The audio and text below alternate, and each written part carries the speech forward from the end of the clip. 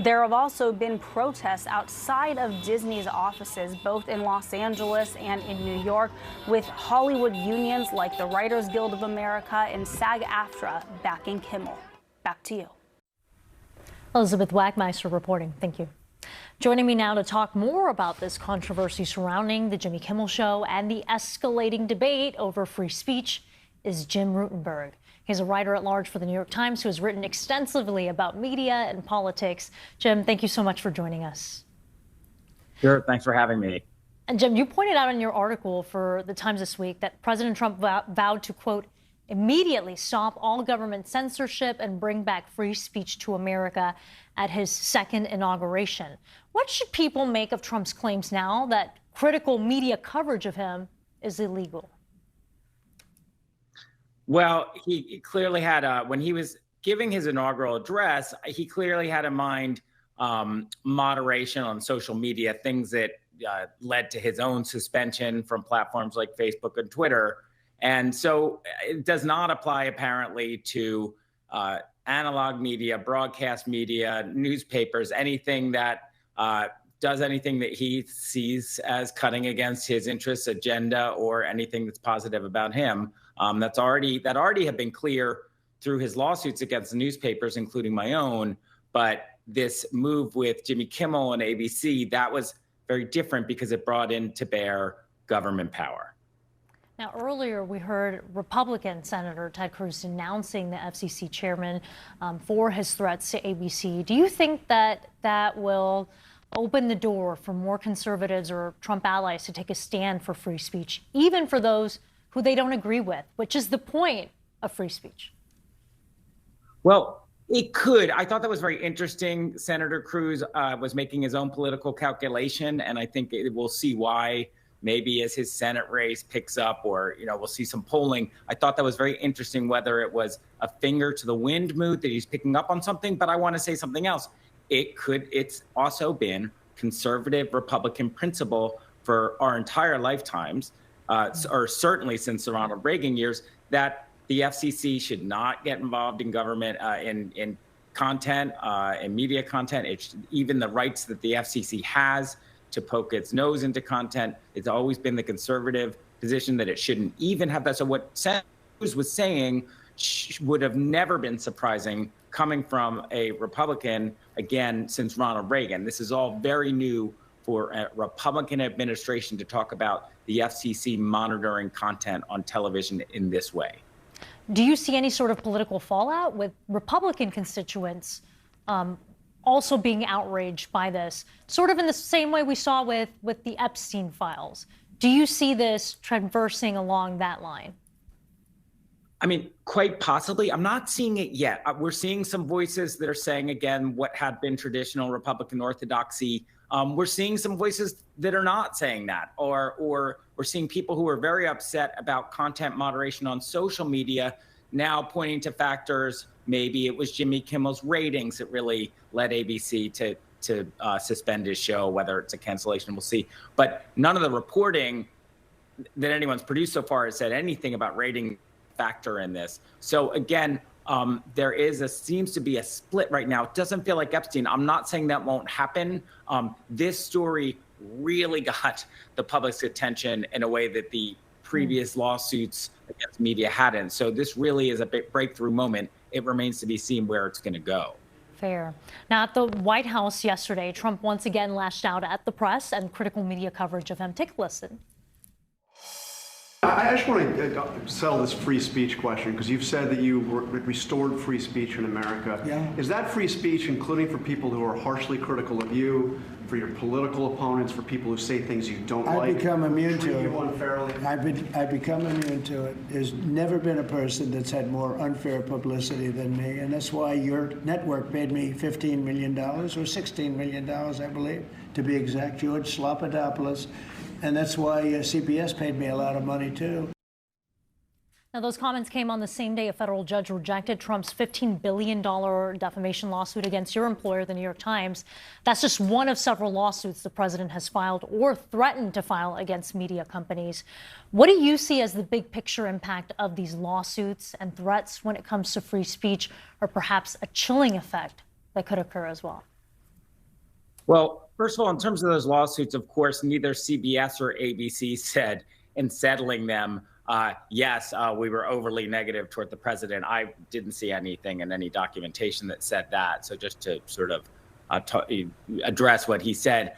But of course, there could be a chilling effect. I mean, the fact is that when ABC and CBS did settle those suits that had to varying degrees been given long odds in court by legal experts, it did not appease President Trump. It's clearly, as he's saying outright, emboldened him to see what more he to rein in media that he doesn't like. The question that we all have, I think, right now at institutions like mine that thankfully are economically secure and can fight a suit is what's happening at smaller news organizations that are more economically vulnerable. What stories aren't they covering? We'll perhaps never know. Jim Rutenberg, thank you. Particularly some of these major companies like Nexstar, Sinclair Broadcasting, Tegna, those that hold the licenses here in a great share of the majority of these television networks that air are affiliates for example, ABC and network entities. Yeah. Lots of layers to all of this. Vaughn Hilliard, thank you. Dominic, you have some new reporting about what's going on behind the scenes at Disney over this decision. What are you learning? Well, what we're learning on is that there are ongoing talks at the highest level with Kimmel and Disney executives like Dana Walden, the chair of Disney Entertainment, about trying to find what has been said to me as a pathway to getting Jimmy back on the air. Now, those talks are happening at the same time as we're learning that there is dissent within some of the upper ranks of Disney about the way this was handled by CEO Bob Iger and Walden, and that there a lot of back and forth about this, and that there's a feeling that it could have been dealt with in a lot more of a more deft handling, for lack of a better expression. So there's almost like a tale of two corporations happening here as they try to find a way to navigate this. Now, obviously, there are more meetings planned. We have no information of whether or not they've actually found that pathway. Jimmy Kimmel is still the host of the syndicated version of Who Wants to Be a Millionaire, but that filming is all done. The finale, I think, is going to be next week on stations, so we'll see where that goes. I will tell you one thing, though, that's very interesting, and Vaughn's analysis particularly made me think of this. This is really a game of chicken with the FCC and with Trump. You know, it's interesting what the president said. He talked about bad publicity. He talked about ratings.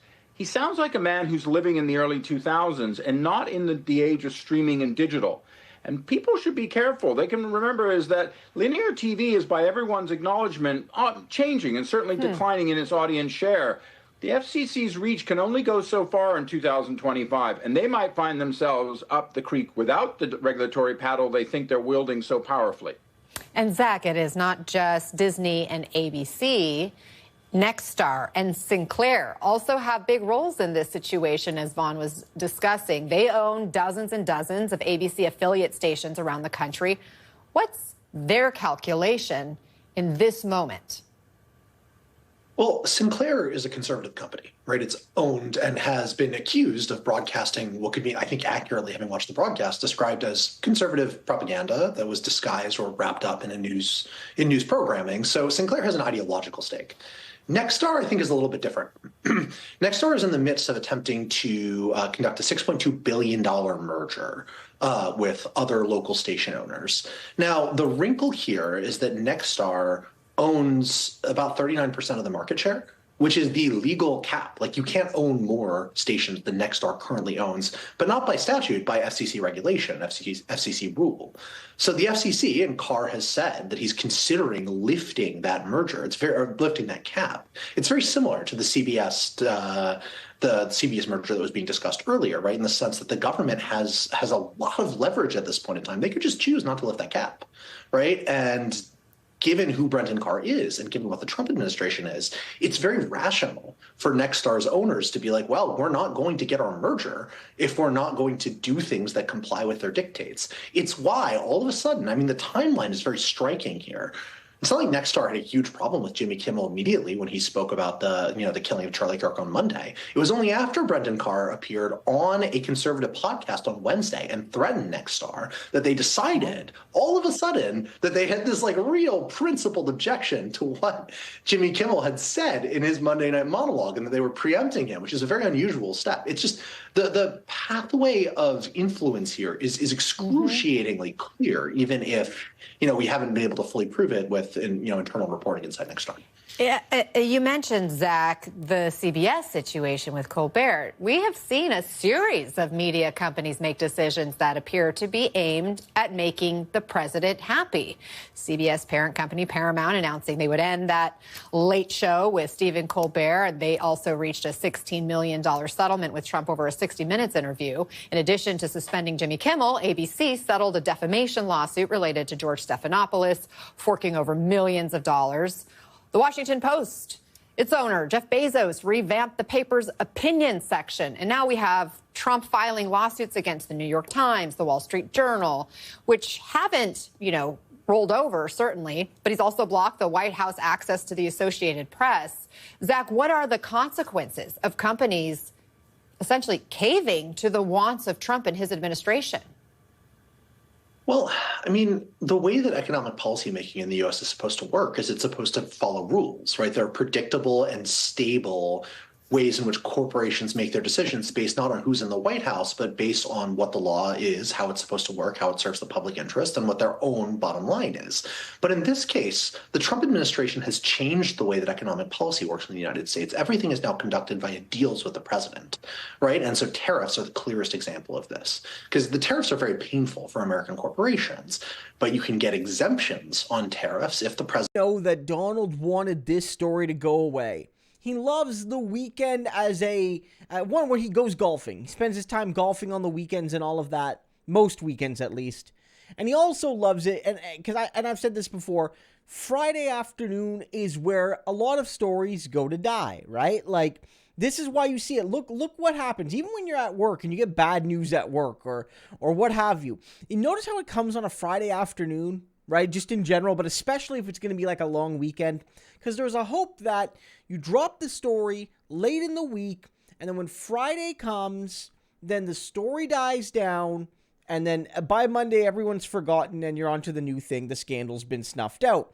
And that's what they thought was going to happen with Jimmy Kimmel. I know it didn't break on Friday, but they thought that at the very least, when Friday comes and goes, the story will be done. Trump can enjoy his golfing on the weekend or whatever. Too bad, Donald, because the Jimmy Kimmel story is just beginning. One, because, there hasn't been a resolution. You haven't backed down. The network cronies acting on your behalf have not backed down. But also because Jimmy Kimmel's not backing down. And also because your party's being torn apart on this. Again, we've talked about it. You see Ted Cruz. You've seen other network people. For example, you saw Ben Shapiro, very influential right-wing commentator, say, look, if ABC truly on their own accord fired Jimmy Kimmel, that would be one thing, right? But they didn't. It's very clearly the case that the FCC involved themselves. Like, they basically said, we could do this the easy way or the hard way. It's like, you could almost I'll make you an offer you can't refuse, right? Like, you know what I mean? Like, kind of thing, right? Where you can either, remove Kimmel. It's your choice. But if you make a different choice, my goodness, things are going to be bad for you. And so no one likes this. And Donald, it's not going to go away. It's not going to go away until Kimmel's back on air. And when he's back on air, I don't think he's going to pull any punches.